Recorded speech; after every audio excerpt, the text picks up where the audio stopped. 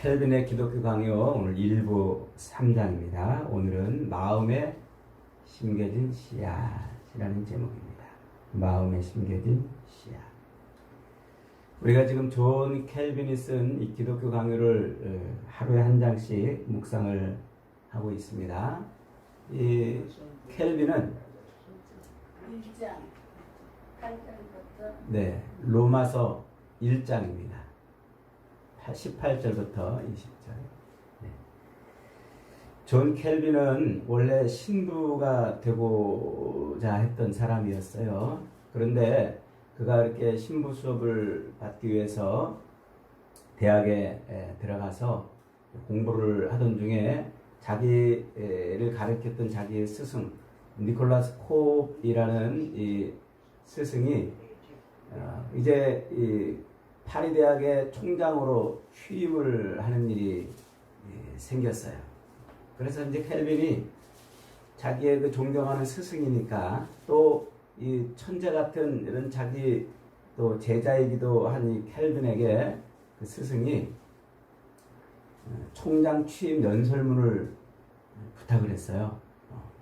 그러니까 켈빈이 그때 이제 이 프랑스의 왕과 왕비를 이단으로 정죄하는 그 캐톨릭의 이런 사람들의 그 행동에 대해서 비난을 하는 그런 연설문을 작성을 해줬어요. 근데 이것이 이제 문제가 돼가지고 켈빈이 도망자 신세가 됩니다. 그래서 결국은 프랑스를 떠나서 스위스 바젤이라는 곳으로 도망을 가죠. 그곳에서 뜻하지 않게 개신교 학자들 그리고 개신교 목회자들을 만납니다. 그래서 그곳에서 캐톨릭의 그 잘못된 그리고 성경을 왜곡해서 교회법을 만들어서 그것으로 성도들의 그 신앙을 양심을 구속하는 이런 실체를 보게 되죠. 그래서 그곳에서 존 켈빈은 많은 사람들과 이제 교제를 하고 친분을 쌓다가 기독교 강요라는 자그마한 책을 하나 만들어내요. 기독교 강요 초판이죠. 24살에 이제 그 책을 써놨습니다. 그런데 이 자그마한 책, 그 26살에 발행한 이 자그마한 책 하나가 그만 캐톨릭 교회, 로마 캐톨릭 교회를 발칵 뒤집어 놓는 거예요. 그리고 또 이 개혁교회의 그 루터의 영향으로 종교개혁에 동참했던 이 많은 사람들에게 충격을 줍니다. 그로부터 이제 존 켈빈은 이 기독교 강요를 통해서 종교개혁자들을 하나로 모으고 개혁의 선두주자에 서는 그런 일이 벌어집니다. 그래서 그 초판은 교리문답 형식으로 이렇게 만들어서 성경의 진리에 대해서 십계명과 주기도문, 사도신경 등의 이런 성경의 진리에 대해서 짤막짤막하게 정리를 하는 것인데 아주 굉장히 세상을 발칵 뒤집어 놓게 되죠. 그러다가 이제 켈빈은 여기저기 불려다니면서 이제 목회도 하고 또 도망도 다니고 뭐 이러면서 이 기독교 강요를 41년 또 43년 또 45년 49년 이렇게 점점 더 증보판을 내기 시작을 해요. 그러다가 켈빈이 죽기 5년 전인 1559년에 기독교 강요 최종판을 저술을 합니다. 그래서 이 기독교 강요는 전부 4부 80장으로 구성이 되어 있어요. 제1부는 창조주 하나님에 관한 지식, 제2부는 구세주 예수님에 관한 지식, 제3부는 은혜의 주 성령님에 관한 지식, 그리고 4부는 교회에 대한 내용입니다. 이렇게 4부 80장으로 기독교 강요를 완성해 놓는데 결국 이 기독교 강요는 모든 개혁자들이 붙들고 또 성경을 이해하는 중요한 기준이 되고 개혁을 완성하는 데 쓰이는 아주 중요한 책이 되죠. 그래서 이 기독교 강요를 통해서 종교개혁이 완성이 되었다 이렇게 말할 수가 있습니다. 놀라운 것은 켈빈이 1536년에 썼던 그 기독교 강요 초판, 그 초판과 1559년에 23년 뒤에 쓴 기독교 강요 요 마지막 최종판이 그 내용이 거의 조금도 변하지 않고 그 내용이 점점 확장이 되는 것을 볼 수가 있어요. 그의 사상이 조금도 변하지 않고 오히려 점점 확장이 되고 더 완숙해지는 것을 볼 수가 있습니다. 그렇게 될 수 있었던 것은 그 당시까지만 해도 성경을 해석할 때 사람들이 무엇으로 성경을 해석했냐면 세상의 철학을 가지고 성경을 해석했어요. 세상에 되어지는 일들을 보고 성경을 해석하고 세상 철학을 갖고 성경을 해석하고 또 자기들의 그 생각, 자기들의 그 뇌피셜 그걸 가지고 성경을 해석했어요. 근데 시간이 지나면 성경 해석들이 막 바뀌고 인간적인 생각이 개입이 돼가지고 성경의 참 진리가 왜곡되고 덮여지고 그랬었는데 존 켈빈은 성경은 오직 성경으로 해석한다. 이 원칙으로 모든 성경을 해석을 해내는 거예요. 그래서 이 기독교 강요뿐만 아니라 성경 요한계시록을 뺀 65권 전권을 주석해내는 아주 탁월한 주석서도 또 써내고 많은 책들을 저술을 해내죠. 그러니까 오직 성경은 성경으로 해석한다.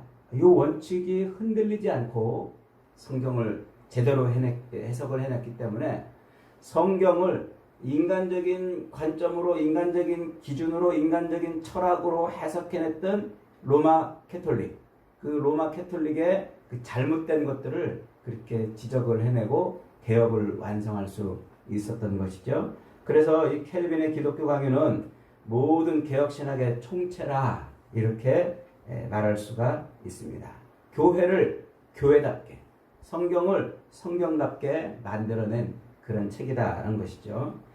1장에서 우리는 하나님을 아는 지식이 곧 나를 아는 것이고 나를 아는 지식이 곧 하나님을 아는 것이다 라고 이제 이렇게 배웠어요. 그리고 이제 2장에서는 그 하나님을 아는 지식 또 나를 아는 그 지식의 뿌리가 깊으면 깊을수록 큰 경건의 나무로 풍성한 열매를 맺는 삶을 살 수 있게 된다 하는 내용을 배웠죠. 자, 오늘은 마음에 심겨진 씨앗입니다.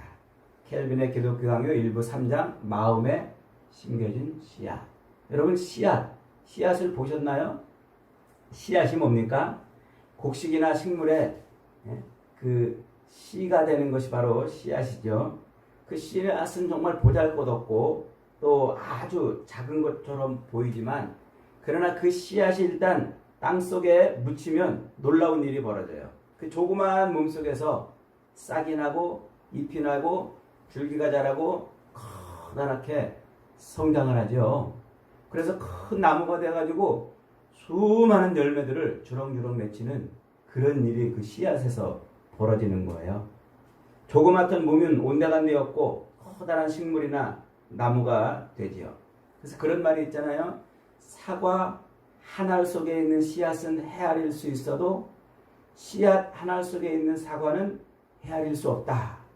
그 씨앗이 만들어내는 놀라운 신비인 겁니다. 콩 심은 데 콩 나고 팥 심은 데 팥 난다는 이 진리. 그리고 한 알의 씨앗이 땅에 떨어져 썩으면 30배, 60배, 100배의 결실을 맺는다는 이 놀라운 진리는 이게 씨앗이 가지고 있는 어마어마한 힘입니다. 하나님은 모든 천지 만물을 지으시고 또 사람을 지으시고 생육하고 번성하라, 땅에 충만하라 말씀하셨죠? 그 하나님의 놀라운 생육하고 번성하고 땅에 충만한 이 하나님의 명령을 완벽하게 수행해낼 수 있는 수단, 도구가 바로 씨앗인 거예요. 그 씨앗이 그런 어마어마한 진리를 담고 있는 겁니다. 그래서 그 씨앗을 통해서 하나님은 세상 모든 만물 속에 풍성한 열매를 맺는 그런 세상을 만들어 내신 거예요. 그런데 하나님은 우리 인간을 지으시고 우리 인간 마음에도 씨앗을 심어 놓으셨어요. 무슨 씨앗을 심어 놨을까요? 우리 인간 마음에 두 가지 씨앗을 심어 놨어요. 첫째로는 종교의 씨앗이에요. 따라해 봅시다. 종교의 씨앗. 두 번째로는 양심의 씨앗입니다. 양심의 씨앗. 요 두 가지를 우리 마음 안에 심어 놓은 거예요. 그래서 이 종교의 씨앗을 좀 어려운 말로 종교심이라고 말을 해요. 양심의 씨앗을 양심이라고 이렇게 말을 합니다. 그러니까 인간, 사람으로 이 땅에 태어나면 그 사람 마음속에는 이 두 가지 씨앗이 심겨져 있는 거예요. 하나님이 태초에 심어 놓으신 거예요. 그 씨앗이 뭐라고요? 종교심과 양심. 이 두 가지 씨앗이 우리 인간의 마음속에 새겨져 있는 것이죠. 하나님은 왜 우리 인간의 마음에 이 씨앗들을 심어 놨을까요? 종교심을 왜 심어 놓으셨을까요? 종교심은 바로 너를 지은 창조주가 하나님이다 하는 것을 잊어버리지 말라고 심어 놓은 거예요. 그래서 우리 마음 안에 심겨진 이 종교심이 씨앗이 잘 발화해가지고 무럭무럭 자라면 나를 지으신 창조주 하나님을 정확하게 알아보고 나를 지으신 창조주 하나님을 내 온 몸과 마음으로 예배하고 경배하는 삶을 살 수 있는 거예요. 내비게이션처럼 나를 창조하신 창조주가 누군지를 정확하게 알 수 있게 되고 그 창조주를 나의 온 몸과 마음을 들여서 경배하고 예배하는 거죠. 그래서 하나님은 우리 인간을 지으실 때 야, 내가 너의 창조주야. 나를 잊어버리지 말아라. 라고 해서 우리 안에 종교심을 심어 놓은 겁니다. 그 종교심이 발화하고 종교심이 성장해가지고 하나님을 제대로 알고 하나님을 예배하고 하나님을 경배하는 사람이 되는 거예요. 두 번째로는 뭘 심어 놓으셨다고 그랬죠? 양심. 인간의 마음속에 종교심뿐만 아니라 양심도 심어 놓았습니다. 이 양심은 뭘까요?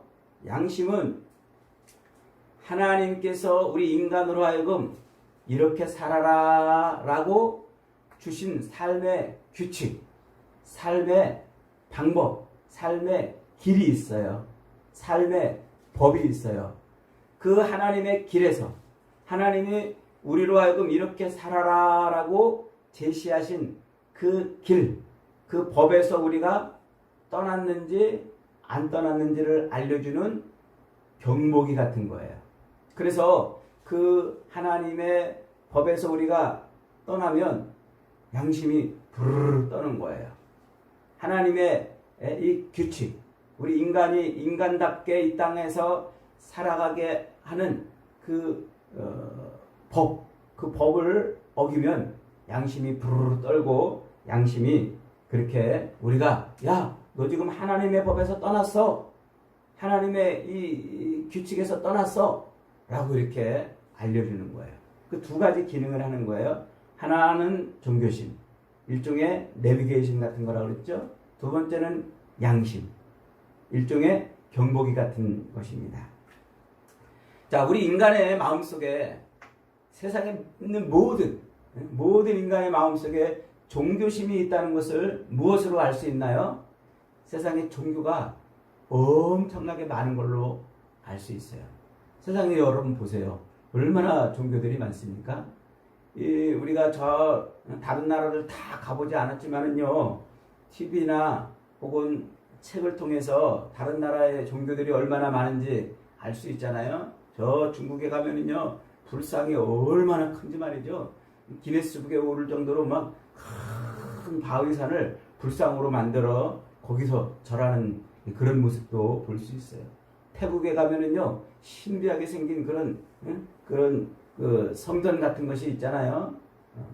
또 거기에 막 황금칠을 해가지고 사람들이 거기다가 절을 하는 것을 볼 수가 있습니다. 인도에 가면은요, 어마어마하게 큰 힌두교 사원이 있어요. 힌두교가 뭡니까? 소를 섬기는 그런 종교 아닙니까? 그런 사원들을 곳곳에 지어놓고 사람들이 거기서 예배하고 자기 신을 섬기는 거예요. 또 우리나라만 해도 보세요. 얼마나 많은 절이 있고 또 절만 있습니까? 많은 이상한 종교들도 있잖아요. 또 무당도 있고 말이죠. 그럼 무당들이 그렇게 열심히 구술하는 이유가 뭐예요? 신을 찾는, 신과 접속하는 그런 일을 하고 싶은 거예요. 그것뿐만 아니라 저 시골에 가면 성황당이라고 그래가지고 나무에다가 새끼줄이나 또 오색줄을 묶어가지고 거기를 또 섬기고, 또 이상하게 생긴 돌탑을 만들어 놓고 거기다가 비나이다 비나이다 이러는 사람도 있고요. 그러니까 세계 곳곳에 가보면요, 전부 어느 민족이든지 어떤 사람이든지 다 뭐가 있어요? 종교가 있어요. 자기가 섬기는 신이 있다는 말이죠. 그러니까 수많은 사람들이 어느 민족, 어느 나라든지 종교가 있다는 것은 그 인간의 마음속에 뭐가 작동하고 있다는 거예요? 종교심. 종교심이 작동하고 있기 때문에 수많은 종교들이 만들어지는 것입니다. 그런 많은 종교들이 있다는 것은 뭘 반증하는 것이라고요? 하나님께서 우리 인간을 창조하실 때 인간 마음속에 종교심을 넣어놨다. 이걸 반증하는 거예요. 그러니까 결국은 우리 인간은 누가 만드셨다는 거예요? 하나님이 만드셨다는 거예요. 하나님이. 여러분 보세요. 저 동물원에 원숭이들이 모여가지고 기도회 하고 구역예배 드렸다는 말 들어보셨나요? 애완견센터에 그 많은 강아지들이 모여가지고 합심기도하고 통성기도했다는 얘기 여러분 들어보셨나요? 한 번도 못 들어봤죠? 저 아프리카 동물의 왕국에 있는 그 사자나 수많은 동물들이 모여가지고 찬송했다는 얘기 들어보셨어요? 그 동물들, 짐승들은 하나님을 예배할 수 없어요. 하나님께 기도하지 못해요. 왜 그럴까요? 그들 마음속에는 종교심이 없기 때문에 그래요. 오직 인간의 마음속에만 종교심이 있어요. 하나님이 우리 인간을 지을 때 하나님의 형상을 닮은 그런 인간으로 만들어 놓으시고 하나님을 찬양, 하나님을 예배, 하나님을 경배하게 하기 위해서 우리 안에 그렇게 특별히 종교심을 심어 놓으신 거예요. 그래서 우리 인간만 하나님을 예배하는 거예요. 짐승에게는 그게 없기 때문에 하나님을 예배하지 못해요. 또 보세요. 짐승에게는 또 뭐가 없어요? 양심의 씨앗이 없어요. 양심. 어제도 제가 오후에 TV 보니까 동물의 왕국을 하더라고요. 동물의 왕국 하는데 등치 큰 사자들, 또 표범 이런 짐승들이 자기보다 힘이 약한 짐승들을 쫓아가가지고 막 잡아먹는. 그리고 그 소떼가 새끼를 낳으니까 그 새끼가 나오자마자 잡아먹으려고 막 달려드는 그런 걸 봤어요. 우리 집사람은 그걸 보고 어우 징그러워 그러고 나가더라고요. 그걸 보면서 야, 제가 그런 생각해 봤어요. 야, 저 동물들은 왜 저럴까? 왜 그럴까요? 그렇게 잡아먹는 것이 나쁜 짓이고 또 부끄러운 짓이고 이런 것을 모르는 거예요. 동물은요, 그게 사는 생존의 법인 거죠. 동물에게는 양심이 없어요. 양심이란 뭘까요? 양심은 우리 인간이 살아가는 법, 윤리와 도덕입니다. 윤리와 도덕, 법과 규칙이죠. 그래서 사람에게 양심이 있기 때문에 윤리와 도덕을 어기면 부끄러움을 느끼는 거예요. 너 지금 윤리와 도덕을 어기고 있어 하고 양심이 그렇게 부끄럽게 만들기 때문이에요. 또 법과 규칙을 어기면 또 두렵게 만들어요. 너 지금 법과 규칙을 어기고 있어. 그러다가 그 법이 정한 벌을 받을 거야. 그런 두려움을 느끼게 하는 거예요. 그게 양심이 하는 역할입니다. 누구나 다 어떤 사람이나 다 양심이 있어요. 제가 얼마 전에 그 새벽에 길을 이렇게 아침 일찍 길을 가다 보니까요, 어떤 사람이 그 쓰레기를 쓰레기 봉투에다가 안 넣고 그거 그냥 일반 봉투에다가 넣어가지고는요, 어디 가다 이렇게 버리는데 자기 집 앞에 나와가지고 거기다가 놓고 쓰레기 수거하게 해야 되잖아요. 그런데 그걸 들고 저기까지 가는 거예요. 가더니 두리번 하더니 그걸 쏙 넣고 샥 가더라고요. 왜 그럴까요? 응? 왜 갑자기 자기 집에 가지고 나온 쓰레기를 그렇게 거기다 저 멀리다 갖다 놓고 슉 도망가는 걸까요? 제가 보기를 드릴 테니까 한번 맞춰보세요. 첫 번째, 밤이면 해가 지고 달이 뜨기 때문에 만유 인력에 의해서 쓰레기 무게가 가벼워지기 때문에 새벽 일찍 갖다 버리는 거다. 아닌가요? 두 번째, 내 집의 쓰레기를 남의 집 앞에 갖다 버리면 그 집의 복이 우리 집으로 들어오기 때문이다. 세 번째, 남에게 들킬까봐 무섭고 두려워서 몰래 갖다 버리는 거다. 몇 번 같아요? 인간에게는 양심이 있기 때문에 내 쓰레기를 남의 집에 갖다 버려도 눈치를 보고 부끄러워서 무서워서 슬그머니 놓고 도망을 치는 거란 말이죠. 규칙을 어기고 법을 어기고 처벌을 무서워하는 마음, 그 마음이 바로 지금 양심이 작동하고 있는 마음인 것입니다. 잘못을 하고 있으니까 그것을 깨닫는 것이죠. 그래서 양심은 우리 인간이 살아가는데 옳은 길, 너 지금 바른 길을 가지 않고 잘못된 길을 가고 있어 하는 것을 자꾸 일깨워 주는 것이죠. 그게 바로 양심이 하는 역할이에요. 경보기 같은 거죠. 그러니까 종교심은 하나님을 잊어버리지 말라고 작동하는 내비게이션 같은 거고, 양심은 하나님의 규칙, 하나님의 법에서 떠나지 말라고 작동해주는 경보기 같은 것입니다. 여러분, 양심에 털났다 이런 말 들어보셨죠? 양심에 털났다. 그 말이 무슨 말입니까? 죄를 짓고도 무서워하지 않는다는 거예요. 잘못을 하고도 부끄러움을 느끼지 못한다는 거예요. 양심에 털났다는 말이 그겁니다. 동물의 왕국, 사자나 호랑이 같은 힘있는 것들이 양이나 얼룩말 같은 힘없는 것들을 자기 마음대로 잡아먹고 그러고도 떳떳하게 사는 게 뭐예요? 그들은 양심이 없기 때문에 그래요. 그러나 사람은요, 잘못을 하면은 그 양심이 작동을 해서 부끄러움을 느끼게 돼 있어요. 두려움을 느끼게 돼 있어요. 부끄러움과 두려움을 느끼지 않고 나쁜 짓을 자꾸 하는 사람에게 넌 양심도 없냐? 라고 하는 이유가 바로 그겁니다. 양심은 그렇게 사람 마음에 있어서 도덕과 윤리, 법과 규칙을 지키게 하는 거예요. 그래서 세상 모든 나라가 다 도덕과 윤리가 있고 법과 규칙이 있는 것이죠. 이게 양심 때문에 그런 거예요.